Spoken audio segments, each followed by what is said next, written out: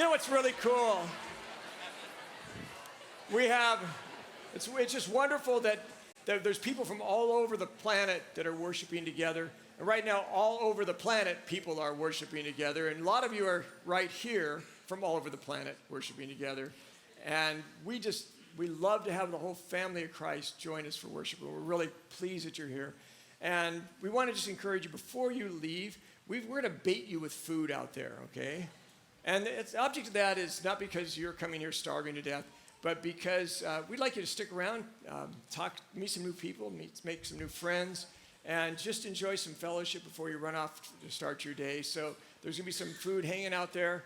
And also, that song we just sang, Day One with Jeremy, that's a Jeremy original. And this morning, it's a good song, isn't it? So just to say thank you, he's just released a new album of Jeremy's greatest hits, on which that song is on. We'd like you just to take this for free. There's some on the tables out there. There's a bunch at the kiosks. Make sure to grab one. Some of you still have cars with cassettes. They won't work in a cassette. And a few of you have cars that have CD players in it, and it might work. And if you go, I'm too hip for that, you can also download it on our website, all right, for freeze. So anyway, make sure to grab that. And we just want to say thank you for worshiping with us this morning as we contemplate both the price paid and the big surprise at the ending, all right? So let's worship together some more. We're going to go ahead and receive today's offering as well. I'd like to invite the ushers to come forward, and we're going to send the baskets around.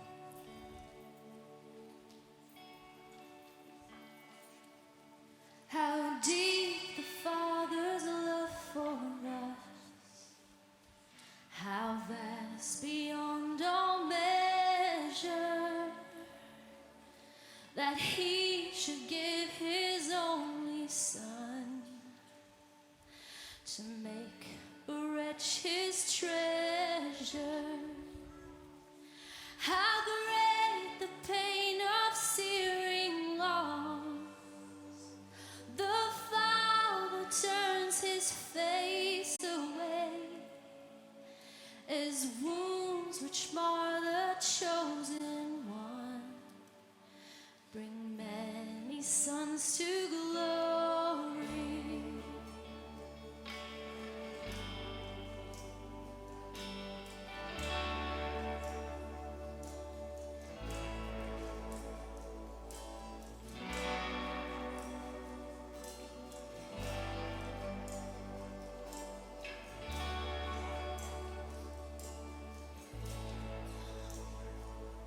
Behold the man upon a cross,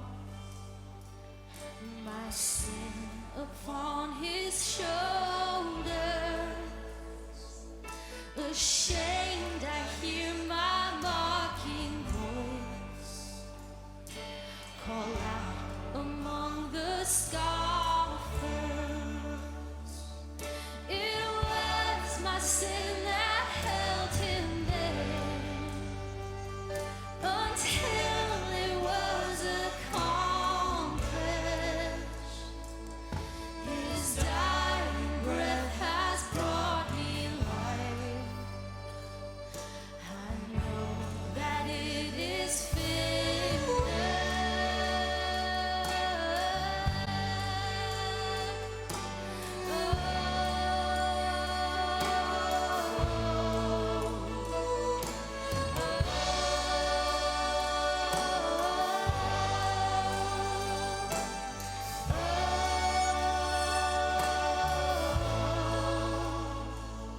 I will not boast in anything, no gifts, no power, no wisdom, but I will boast in Jesus Christ, His death and resurrection. Why should I gain from His reward?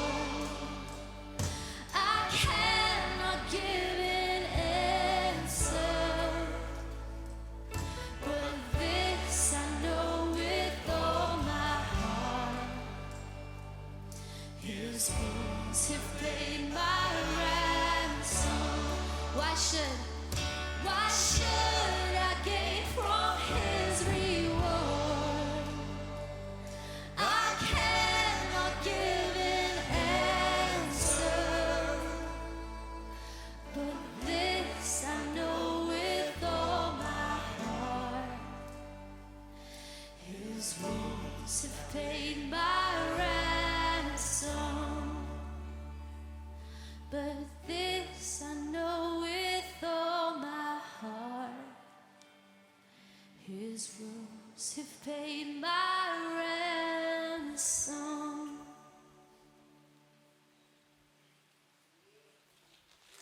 Good job, Jeff.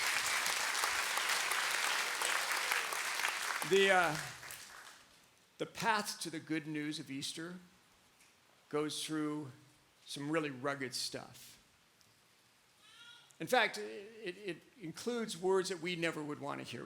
If you were to get when you hear these words, your ordered life, or the life you think is ordered, suddenly crumbles into chaos. The simple sentence that some of you have heard far too often goes something like this: I have some bad news for you.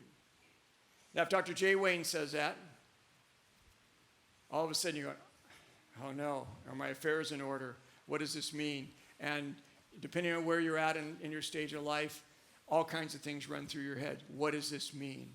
I have some bad news for you. If your accountant says that around tax time, you feel pain in your wallet, right?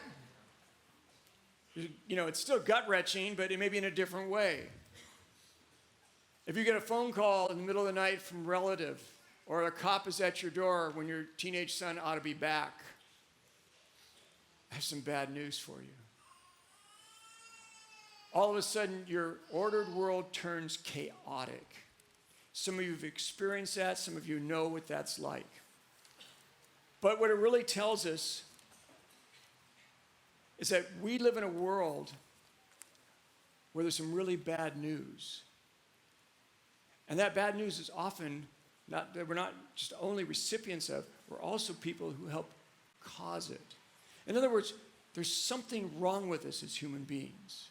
There's something wrong with human beings that you would decide to blow yourself up in churches in Sri Lanka and take over 200 of our brothers and sisters, men, women, and children, just gathered to worship for an ideology.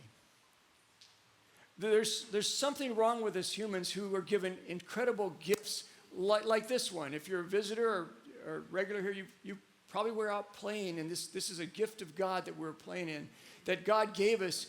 And what do we humans do to it? This is what we do to it. Here's a picture of what we do to it.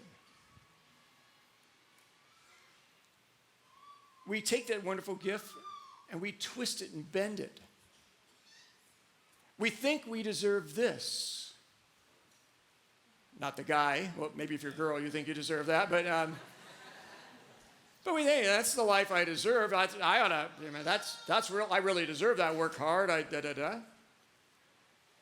And while we're busy thinking of what we deserve, what we ought have, we spend virtually no time thinking about this, how to help people who live like this. Because we're caught up in our own world. And because what's right in front of us is so important that we block everything else out that we ought be thinking of, there's something wrong with us. We portray ourselves, even the way we portray ourselves, the way we come across to the public and the people at work, we want people to think that we're like this. But when the doors close and a little small incident happens in the family, we're actually more like this.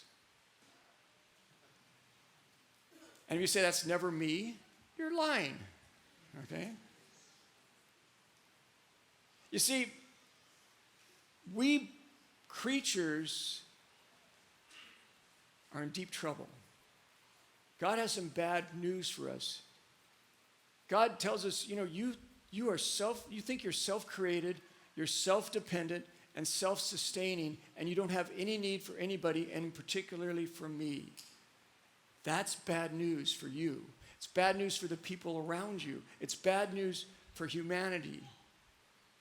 When we begin to take God out of the equation and say, what's in it for me? Don't get in my way, God. And all of us have done that. It's the symptom of all mankind, whether we do it actively with a raised puny fist or whether we just turn our back and ignore. We've all taken what we've been given and we've used it for wrong purposes. Jesus, in just a few days before the crucifixion and the resurrection in Jerusalem, he gathered a bunch of people together and he said, I want to tell you a story. Listen closely. There was once a man, a wealthy farmer, who planted a vineyard.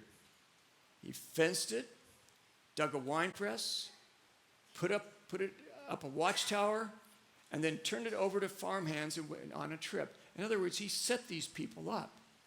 They had a place to live, they had beauty, they had safety, they had everything that they needed to thrive. When the time came to harvest the grapes, he sent his servants back to collect his profits. In other words, he was going to take a share that rightfully belonged to him for all the things that he'd done. And this is the response of the people.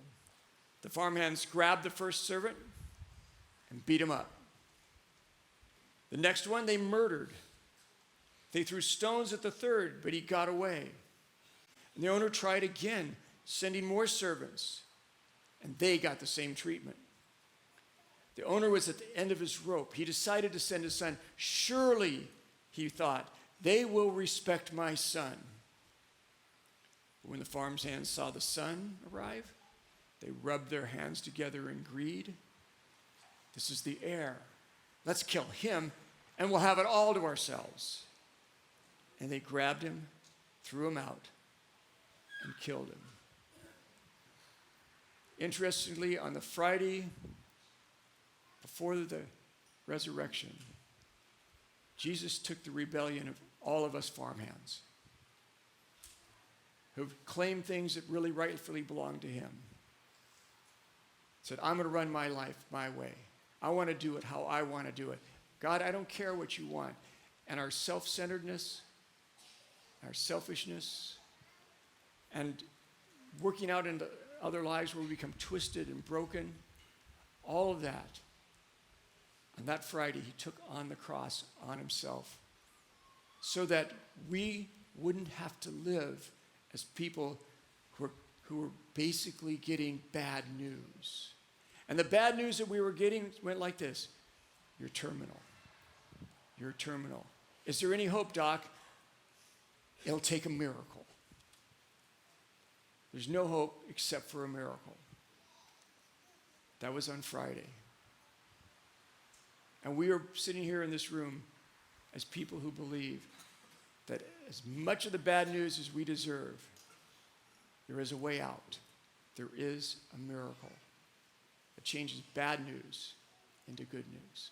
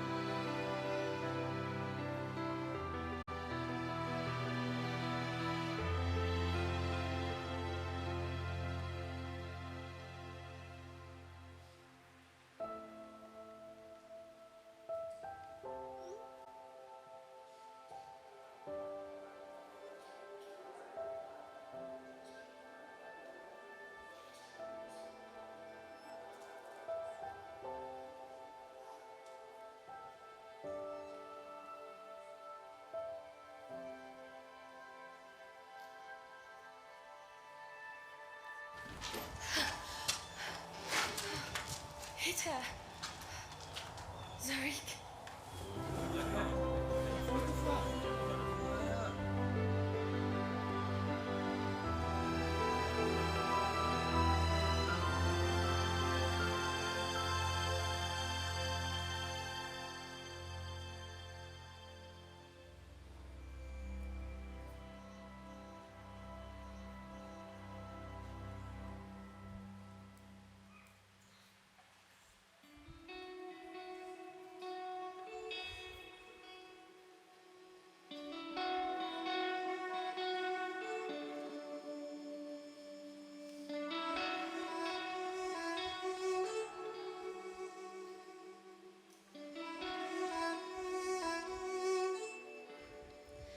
In Christ alone, my hope is found.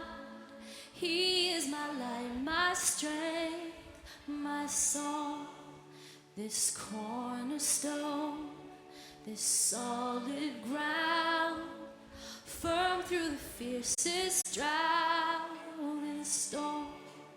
What heights of love, what depths of peace, when fears are stilled, when striving cease. My comforter, my all in all, here in the love of Christ I stand.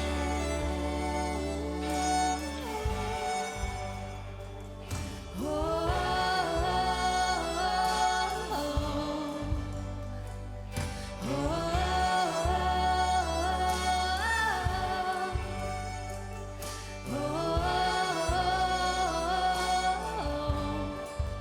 in Christ alone, who took on flesh, fullness of God in helpless faith, this gift of love and righteousness, doomed by the ones he came to save, till on that cross as Jesus died, the wrath of God was satisfied.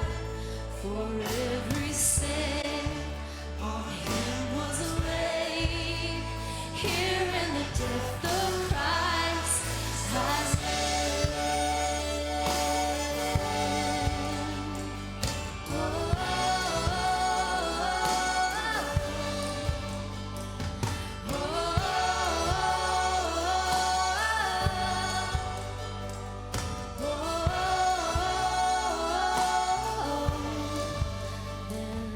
in the ground his body lay, light of the world by darkness slain, then bursting forth in glorious day, up from the grave he rose again. And as he stands in victory, since Christ has lost its grip on me, for I am his and he is mine, bought with the precious blood.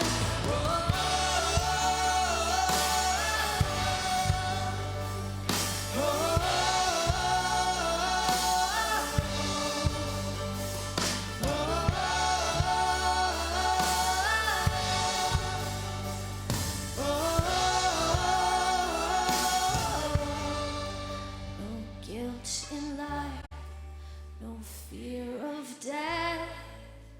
This is the power of Christ in me. From life's first cry to final breath, Jesus commands my destiny. No power of hell, no sin of man can ever rob me from his hand. What he reserves will cause me home. Here in the power of Christ I stand.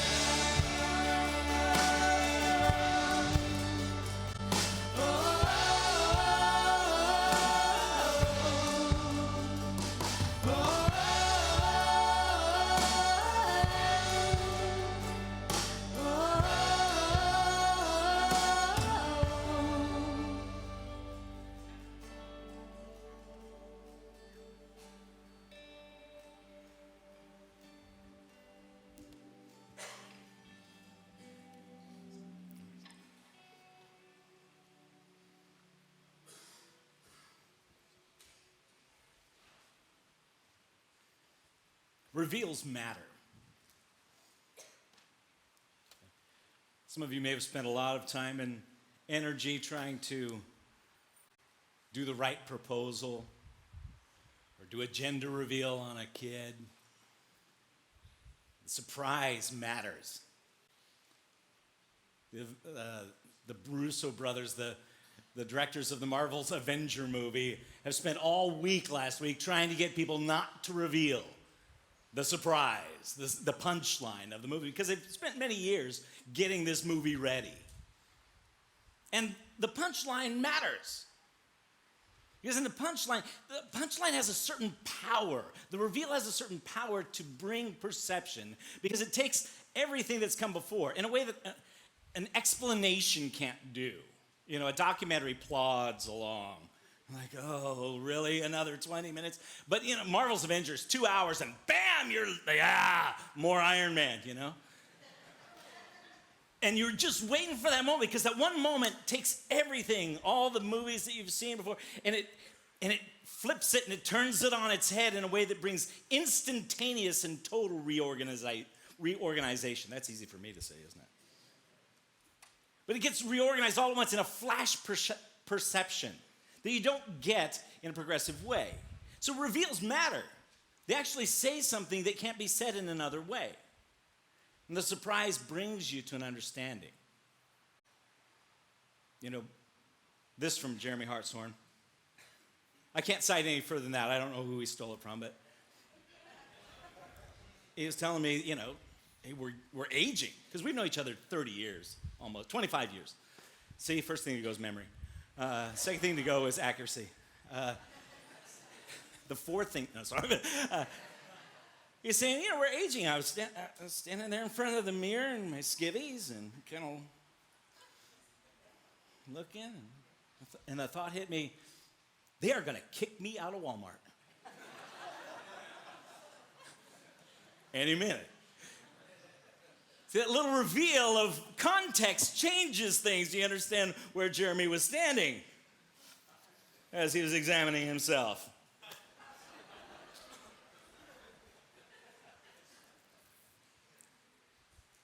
But punchlines aren't always funny. See, punchlines are precipitous. They can go either way.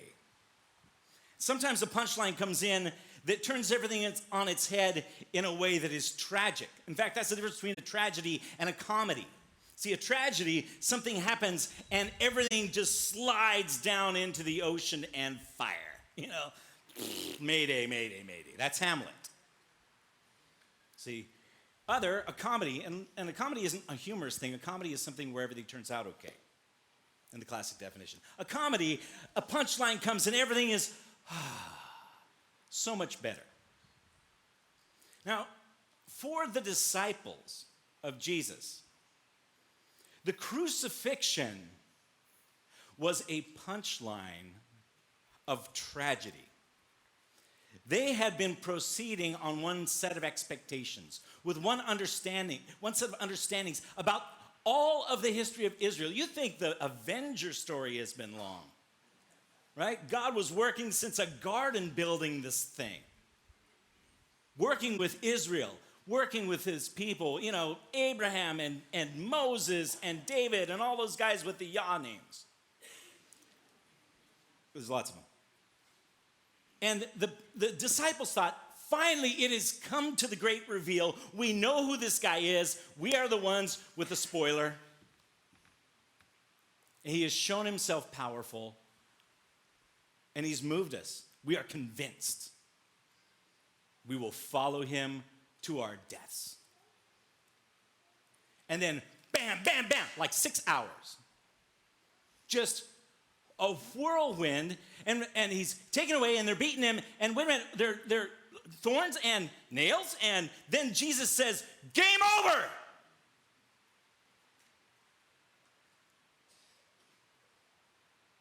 And it was the reveal that turned all the history of Israel on its head, including their own self-expectations and understandings. Because it wasn't just Israel that took the best thing ever given to it, the promise of the Messiah, all of the hope, all of the covenant, and just went, we will not. But it was themselves. I don't know about you, but I surprise myself in more ways than showing up in Walmart. And that surprise unmakes me. And I keep hoping I won't surprise myself, but I keep surprising myself. And these surprises happen to us. We get our punchlines from ourselves at our teens. We get them as our young parents. We get them when we're getting old. And we keep saying, this is not the story that I was told. And it's turning out with a different punchline. And it makes us dread. I think that's why we're addicted to insurance as a society. Because we dread. We know how badly we can mess that thing up. Given enough time and energy, we will destroy it. And it turned it all on its head for them. Now, I'm going to throw Lucas a loop. Sorry, brother. I'm just going to read to you guys. This is from John, chapter 21. So it's not going to be projected because I'm throwing Lucas a loop.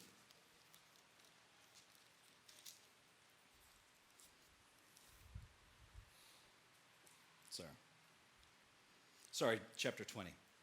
Early on the first day of the week, while it was still dark, Mary Magdalene came to the tomb and saw that the stone had been removed from the tomb. So she ran and went to Simon Peter and the other disciple, the one whom Jesus loved, and said to them, "They've taken the Lord out of the tomb, and we don't know where they've laid him." Then Peter and the other disciple set out and went toward the tomb. The two were running together, but the other disciple outran Peter and reached the tomb first. A little bit of bragging on John's part right there, you know, because I'm a little faster. He bent down to look, just had to add that in the Bible, I beat him. Then Simon, he bent down to look in and saw the linen wrappings lying there, but he didn't go in. Then Simon Peter came following him and went into the tomb, and he saw the linen wrappings lying there and the cloth that had been on Jesus' head, not lying with the linen wrappings, but rolled up in a place by itself. I just always imagine Jesus doing.